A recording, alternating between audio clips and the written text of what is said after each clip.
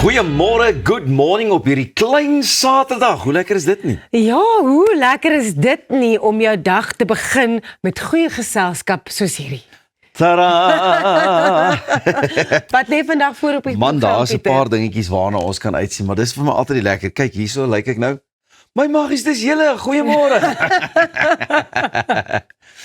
Nou ja, vandag gaan ons kyk waarom ons in die winter meer geneig is om lus te raak vir trooskos en hoe om gesond te bly sonder om die lekkernye prys te gee.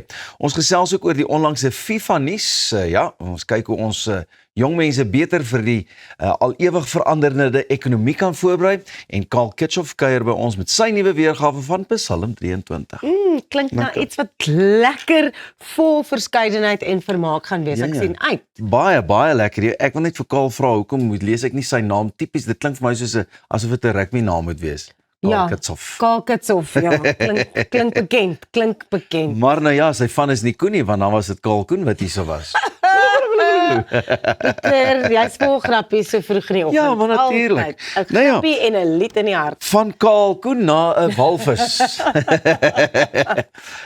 Luister, het jy nou al 'n bietjie gaan walvisse kyk waar by Hermanus of Ek het nie opsetlik die walvisse gaan kyk spesifiek nie, maar toe ons in Hermanus was, kon ons hulle sien daar in die jy sien hulle altyd so in die verte en hulle lyk so klein, hulle lyk so karrelbil. Hulle doen, maar hulle is eislik groot, hè? Hoe groot word wat wat is dit 'n blou walvis? Hoe groot dink jy word hy?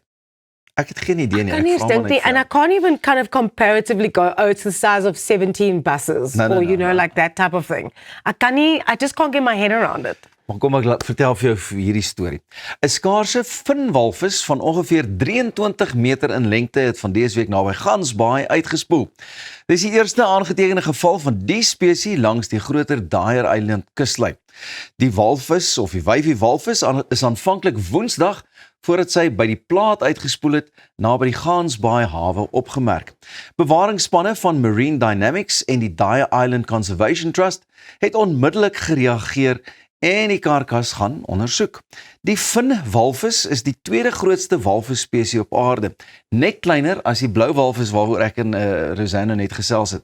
Luister net hierna, hulle kan tot 27 meter lank word en kan meer as 70 ton weeg. Hulle word egter selde naby die kus gesien en bly gewoonlik in die diepsee. Wetenskaplikes van die Universiteit van Pretoria se walviseenheid gaan blykbaar nou monsters versamel om die presiese oorsaak van die dier se dood vas te stel. Weens grootskaalse walvisjag word die vinwalvis wêreldwyd as 'n kwesbare spesies geklassifiseer. 70 ton, dit het ek nogal gedink, 23 tot 27 meter, that's huge. Dit is ver, dit is baie as hierdie atoe, Ja, dit is langer as ons atleet. beslis. Ek dink as hulle praat van 'n gewone bus of 2 busse, jy weet 'n toerbus of so, of 7 verdiepings as jy hom in die hoogte en die diepte wil sien. Nou dink ek net, hoe voel daai arme walvis? Dink jy dit is vir hulle moeilik as hulle in die vlak water kom?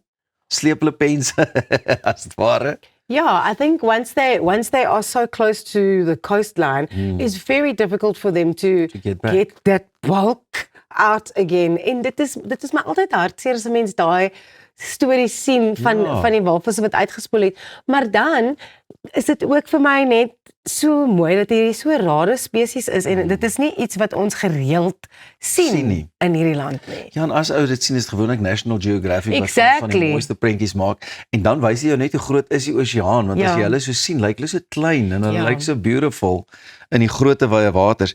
Maar die ander ding is, hulle wou net 'n bietjie kom inloer en nou gee dit wetenskaplikes 'n kans om regtig naby aan hulle te kom. Ongelukkig nou in 'n vorm waar hulle nou nie lewendig is nie. Yes. Maar nog steeds is ek seker hulle gaan baie kan navors. I think it's so fascinating also, and I don't know if you've ever heard this, but they say we know more about outer space, Yes. than we will ever know about what's happening in the depths of the ocean. Dit is vir my net verstommend dat ons weet wat daar aangaan, Ja. maar minder wat hier onder in die see aangaan. En daar's so baie. Het jy al gescuba duik? Ek het Ek het nou nog nie, maar ek het al gesnorkel en so. En selfs net met die snorkel, Baie goedjies. dit is nie so diep nie, Ja. maar jy sien allerhande goedjies wat daaronder is en dit is vir my so mooi. Jy raak lekker aan die giggel daaronder, maar as sou skerp tandjies by jou 'n draai kom maak dan vergeet jy om asem te haal of jy is net borrels. Dan is jy net soos, Oral is dit net borrels. Okay. Ek het ook vir ons vanoggend ook 'n redelike interessante storie. Ja. Wanneer mense aan Formule 1 dink, is die eerste gedagte gewoonlik spoed en ernstige kompetisie. Maar die afgelope naweek se renjaarsparade by die Britse Grand Prix het 'n speelse wending geneem en nie elke renjaar was ewe beïndruk nie. Voor Sondag se wedren by Silverstone het al 22 Formule 1 jaars die tradisionele parade in lewensgrootte Lego motors voltooi. Die kleurvolle replikas wat elk uit meer as 28.000 Lego blokkies gebou is, kon snelhede van sowat 25 km/h haal en het meer as 6.400 uur geneem om te bou. Die huidige wêreldkampioen Max Verstappen, hy was eintlik 2 seisoene terug, Lando Norris is die huidige wêreldkampioen. Hy het egter gesê dat Formule 1 jaars nie soos kinders en narre moet lyk nie en was van die mening dat die tradisionele parade baie meer professioneel lyk. Lewis Hamilton het ook aanvanklik die idee gekritiseer en het dit duidelik gemaak dat hy nie sal deelneem nie. Ferrari het wel later bevestig dat hy wel sal deelneem. Almal was wel nie teen die idee gekant nie. Huidige wêreldkampioen, McLaren se Lando Norris, het gesê dat hy daarna uitgesien het en het vooraf geskerts dat dit reeds 'n oorwinning sou wees as hy bloot die wegspringlyn haal sonder om in 'n ander Lego motor vas te ry. Daar was verlede jaar by die Miami Grand Prix 'n soortgelykte sogenaamde Lego parade wat nadat die motors teen mekaar gebots en Lego stukkies oral oor die baan gestrooi het, vinnig 'n gunsteling onder aanhangers op sosiale media geword het. Ek dink hierdie is so oulik. Ek hou daarvan, ja. Ek dink dit is so oulik en ek dink ou Max Verstappen en Lewis wat nou nie dink dit is professioneel nie. Ek weet hulle neem hulle werk ernstig op, maar daar's ook tyd vir 'n bietjie pret en Formule 1 is natuurlik vir hulle sport wat hulle beoefen. Dit is groot geld wat daar betrokke is. Maar hierdie is iets so oulik. I mean, how often will you see this? En die feit dat die motors werk. Dis vir my incredible.